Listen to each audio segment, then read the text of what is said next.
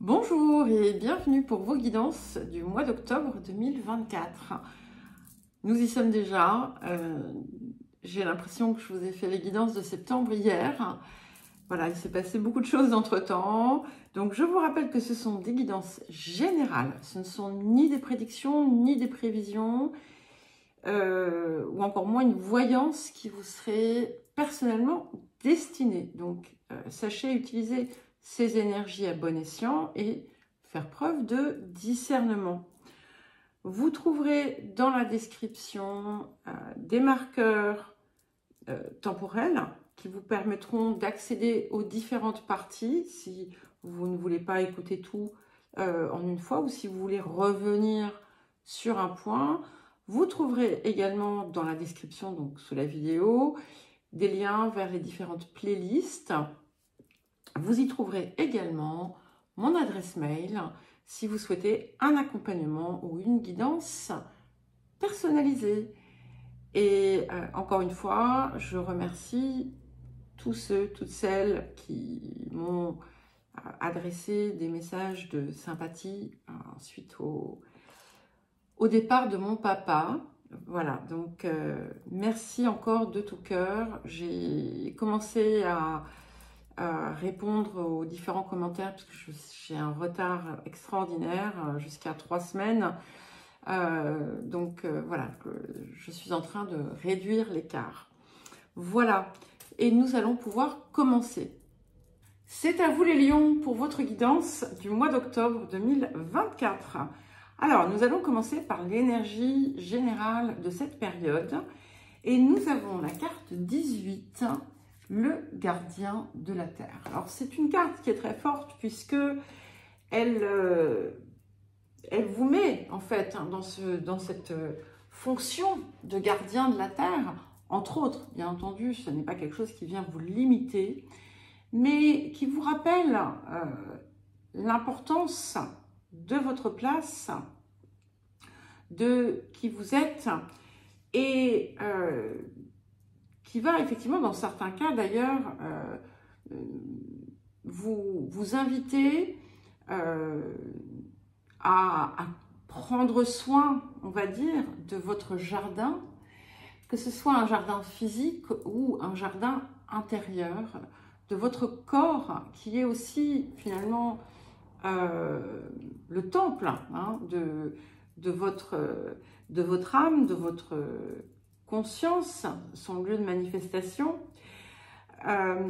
C'est quelque chose, c'est une carte qui vous invite à cultiver en quelque sorte aussi les rêves sacrés que vous portez en vous et à véritablement intégrer l'impact que vous pouvez avoir sur ceux et ceux qui vous entourent. Le défi de la période. Alors, nous avons la carte 34, la puissance. Donc, ici, on va dire, on a un jeu un peu d'équilibriste, d'une certaine façon, qui vous invite à, certes, prendre pleinement conscience, intégrer pleinement qui vous êtes, votre place, sans pour autant aller dans une forme de surpuissance. Cela étant, on vous invite aussi à aller chercher votre force, mais d'aller chercher la force calme qui est comme un levier, encore une fois, autour de vous, puisque si vous utilisez finalement une force agressive, vous n'allez pas en fait obtenir ce que vous désirez. Il est important aussi de faire preuve de ténacité, de diplomatie, mais également de modestie, hein, et de vraiment prêter attention aux choses de votre vie et à la façon en fait dont vous vous impliquez au cœur de cette même vie. Alors, qu'est-ce que la période vous apporte? Nous avons la carte 13 qui est la réflexion. Donc, la réflexion, c'est le miroir hein, dans ce qui se réfléchit. Et ici, en fait, vous allez percevoir, comprendre une illusion que vous pouviez avoir.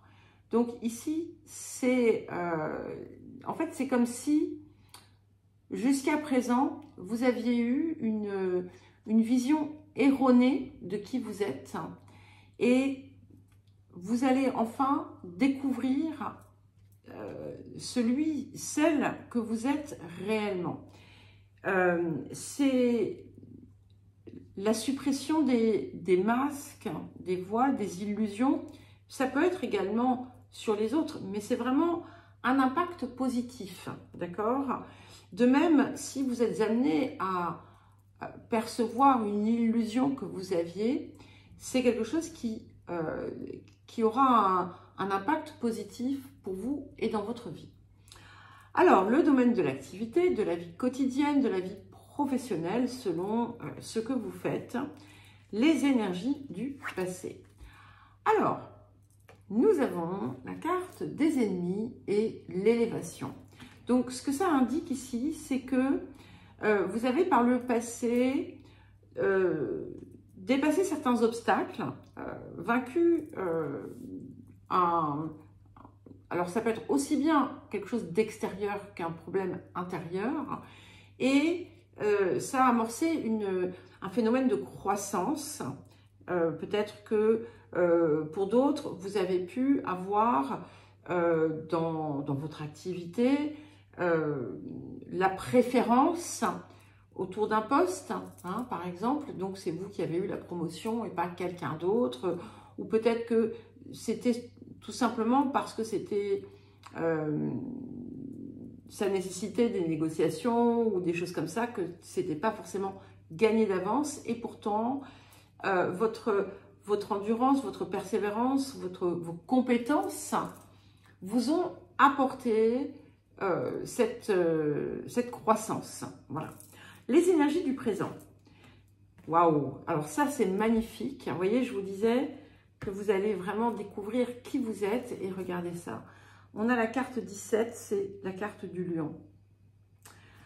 Et j'aime vraiment beaucoup quand on sort donc la carte du signe, parce que ça indique qu'on embrasse pleinement son archétype, en quelque sorte, dans sa dimension la plus belle, la plus haute. Donc c'est ici pour vous aussi une période de rayonnement. Vous allez tout vous réussit en quelque sorte, et c'est pour ça qu'on a très certainement ce gardien de la terre, parce que vous avez quelque chose à apporter grâce à qui vous êtes, à ce que vous êtes. Qu'est-ce qui arrive? Waouh! As de coupe et le pendu. Et en fait, ici, il y a vraiment l'idée de relâcher les exigences, les attentes. Et à partir du moment où vous changez cette posture, on a quand même encore un soleil hein, qui est là, d'accord? Il est là. On a ici, alors, bon, je ne sais pas si c'est le soleil, en tout cas c'est un astre. Il y en a beaucoup, hein, il y en a beaucoup. Et en fait, c'est un petit peu comme si... c'est comme si vous aviez eu la carte du témoin un petit peu ici, qui vient vous dire que à partir quand vous relâchez en fait ce que vous avez, ce sur quoi vous avez œuvré, etc. Eh bien, hop, tout arrive comme par enchantement. Et là, en fait, c'est ça, c'est un petit peu cette espèce de communion parfaite entre l'intention et le résultat. Et ça vous apporte aussi une espèce de tranquillité, de facilité aussi. Il y a l'idée de la facilité qui me vient. et ça va vous apporter quelque chose de plus encore.